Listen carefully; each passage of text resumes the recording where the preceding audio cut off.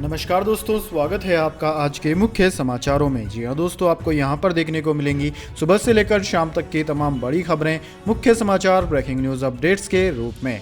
तो दोस्तों, आप सभी लोगों से रिक्वेस्ट है इस वीडियो को ज़्यादा से ज़्यादा लाइक और शेयर करें। तो चलिए दोस्तों, जान लेते हैं आज की पहली बड़ी खबर। यदि आप गंदी राजनीति चाहते हैं तो केजरीवाल ने सीएम योगी पर निशाना साधते हुए गुजरात में की वोट की अपील। जी हाँ दोस्तों, आम आदमी पार्टी के प्रमुख अरविंद केजरीवाल ने गुजरात में एक चुनावी रैली के दौरान भाजपा के स्टार प्रचारक योगी आदित्यनाथ को आतंकवाद का समर्थक बताते हुए एक वीडियो साझा किया और खुद को भाजपा के गाली और गुंडागर्दी की राजनीति के खिलाफ खड़े होने वाला व्यक्ति बताया। पंजाब में इस साल की शुरुआत में अपनी जीत से उत्साहित आम आदमी पार्टी ने गुजरात में बीजेपी को चुनौती देने के लिए जोरदार अभियान चलाया है।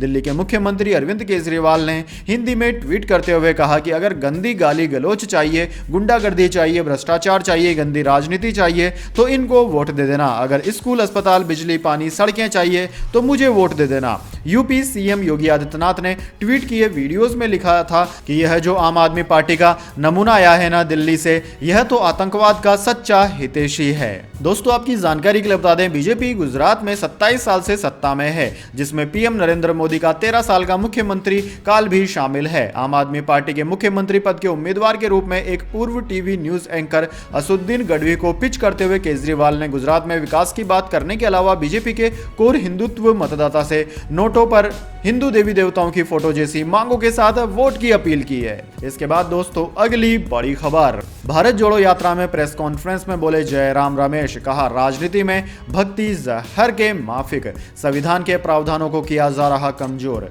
जी हां दोस्तों, भारत जोड़ो यात्रा के 80वें दिन यात्रा बड़वाहा विधानसभा से होते हुए महेश्वर विधानसभा में पहुंची और मोटर टक्का से करीब 12 किलोमीटर दूर ग्राम मनिहार में एक खेत में बने विश्राम कैंप में राहुल गांधी ने दिन का भोजन और विश्राम किया। यात्रा दोपहर करीब 3:30 बजे बलवाड़ा में महू रवाना हो जाएगी। यहां राहुल गांधी बाबा अंबेडकर की जन्मस्थली पर बने स्मारक के दर्शन करेंगे।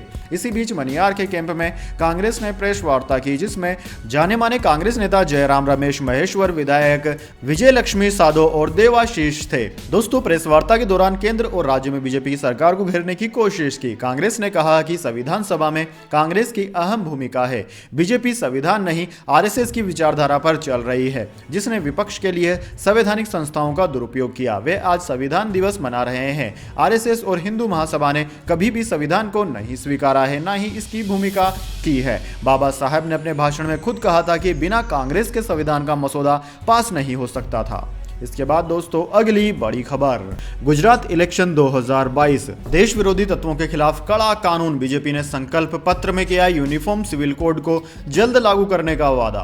जी हां दोस्तों, बीजेपी ने गुजरात विधानसभा चुनाव के लिए अपना संकल्प पत्र जारी कर दिया है। आम नागरिकों, छात्रों के अलावा और बुजुर्गों और महिलाओं तक के लिए तमाम योजनाओं के साथ साथ देश विरोधी तत्वों के लिए कड़े कानून सहित मंदिरों तक के पुनरुद्धार की योजना को घोषणा पत्र में शामिल किया गया है। गुजरात को हिंदुत्व की सफल प्रयोगशाला माना जाता है, इसलिए बीजेपी ने हिंदुत्व के एजेंडे को गुजरात में फिर से आगे बढ़ाया है। अपने संकल्प पत्र में बीजेपी ने काशी विश्वनाथ मंदिर से लेकर केदारनाथ मंदिर के पुनरुद्धार की तर्ज पर गुजरात के तमाम मंदिरों के जीर्णोद्धार के लिए 1000 करोड़ के बजट का प्रावधान अपने संकल्प पत्र में किया। बीजेपी के एजेंडे में गुजरात के मंदिरों का पुनरुद्धारण, उन्हें भव्य और दिव्य रूप देने का संकल्प जताया है। बीजेपी अध्यक्ष कहते हैं कि इस बजट को जरूरत के मुताबिक और भी ज्यादा किया जा सकता है।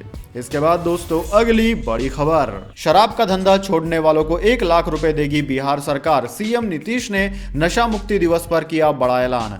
जी हां दोस्तों, बिहार में आज नशा मुक्ति दिवस मनाया गया था। इस दौरान राज्य के मुख्यमंत्री नीतीश कुमार ने ऐलान किया कि बिहार सरकार शराब का धंधा छोड़ने वालों को 1 लाख रुपए जीविकोपार्जन के लिए देगी। मुख्यमंत्री नीतीश कुमार ने कहा कि केवल शराब ही नहीं बल्कि ताड़ी बेचने वालों पर भी ये स्कीम लागू होगी, और अगर वो ताड़ी का धंधा छोड़कर नीरा बनाने का धंधा करते हैं तो उन्हें 1 लाख रुपए मिलेगा। मुख्यमंत्री ने कहा कि बिहार में शराब के मामलों में गिरफ्तारी तो होती रही है, लेकिन उनकी गिरफ्तारी हो रही है जो शराब पीते हैं। सीएम ने कहा कि राज्य में उनकी गिरफ्तारी कम हो रही है जो शराब का धंधा करते हैं। नीतीश कुमार ने सवाल खड़े करते हुए कहा कि असली धंधेबाज कहां पकड़ा जाता है, वो तो बाहर नहीं निकलता है, गरीब लोगों को बाहर भेजकर होम डिलीवरी कराता है। गरीब गुरबा को पकड़ने की जरूरत नहीं है। जो गरीब थोड़ा बहुत शराब या ताड़ी बेचते हैं उनके लिए हम ये स्कीम लेकर आए हैं। इसके बाद दोस्तों अगली बड़ी खबर, केरल में फीफा वर्ल्ड कप की जबरदस्त दीवानगी, मुस्लिम संगठन ने इसे बताया गैर इस्लामिक।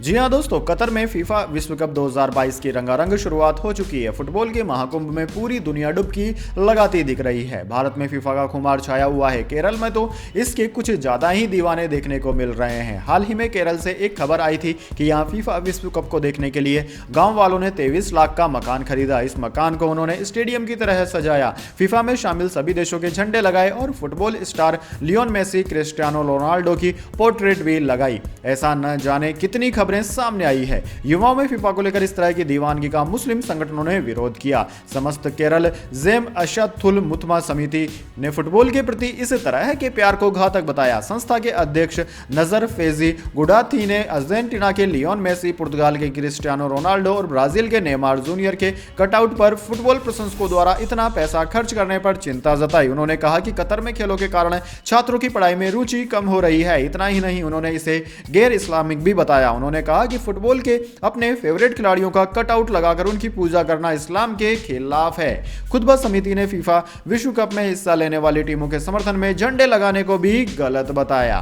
इसके बाद दोस्तों अगली बड़ी खबर, आफताब को 13 दिन की न्यायिक हिरासत।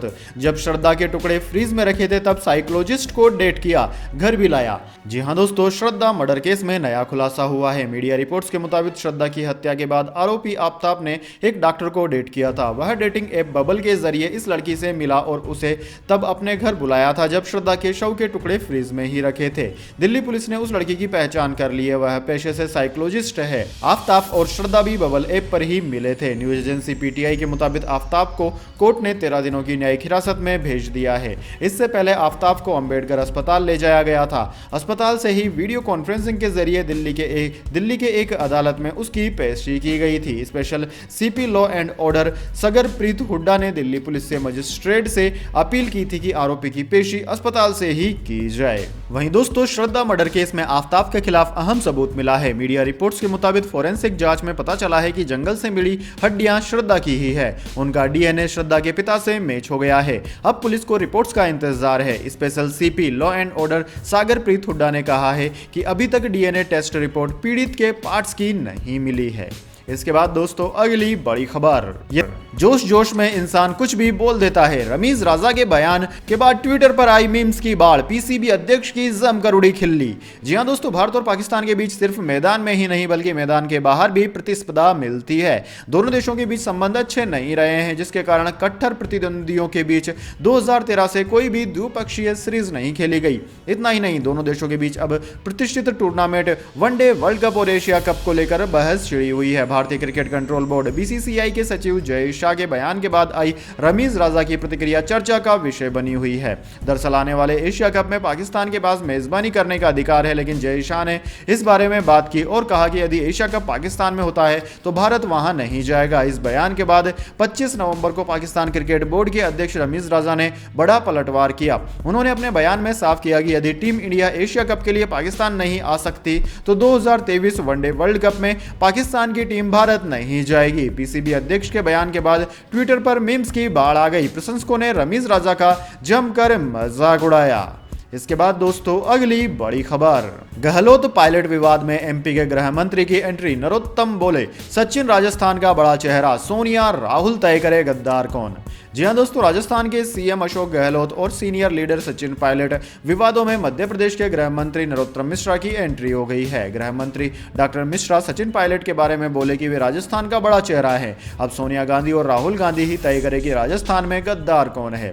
गृह मंत्री ने बातों ही बातों में सीएम गहलोत पर भी हमला बोला।